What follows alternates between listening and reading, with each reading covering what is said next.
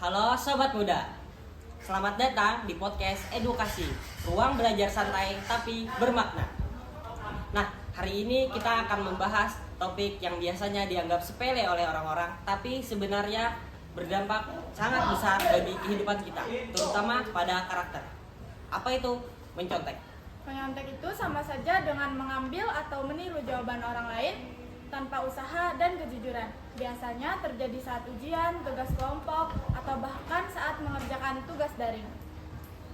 Iya tuh, tapi kenapa sih kebiasaan ini sering terjadi di kalangan siswa? Bisa jadi karena takut gagal, ingin nilai tinggi, atau merasa semua orang juga melakukannya. Padahal alasan-alasan itu cuma pembenaran dari rasa malas dan kurangnya rasa percaya diri. Betul banget, Rip. Menyontek itu seperti menanam bibit ketidakjujuran.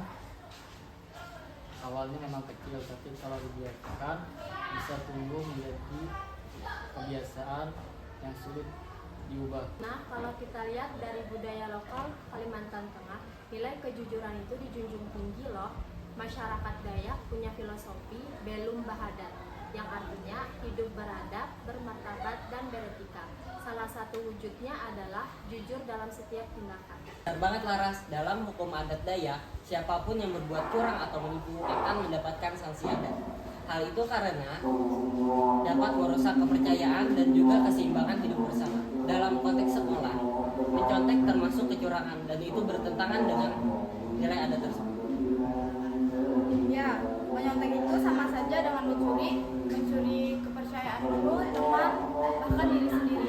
Setuju, nilai tinggi memang penting, tapi nilai kejujuran jauh lebih bermakna. Karena di dunia nyata bukan nilai rapot yang diingat orang, tapi integritas dan kepercayaan yang kita tanam sejak sekarang. Kalau kita semua berkomitmen untuk tidak menyontek, sekolah kita akan menjadi tempat yang lebih jujur dan sehat. Dan ingat, menjaga kejujuran bukan cuma soal ujian, tapi soal bagaimana kita mempersiapkan diri jadi generasi yang bisa dipercaya oleh orang tua, guru, dan masyarakat. Jadi Sobat Muda, mencontek memang terlihat kecil, tapi dampaknya sangat besar.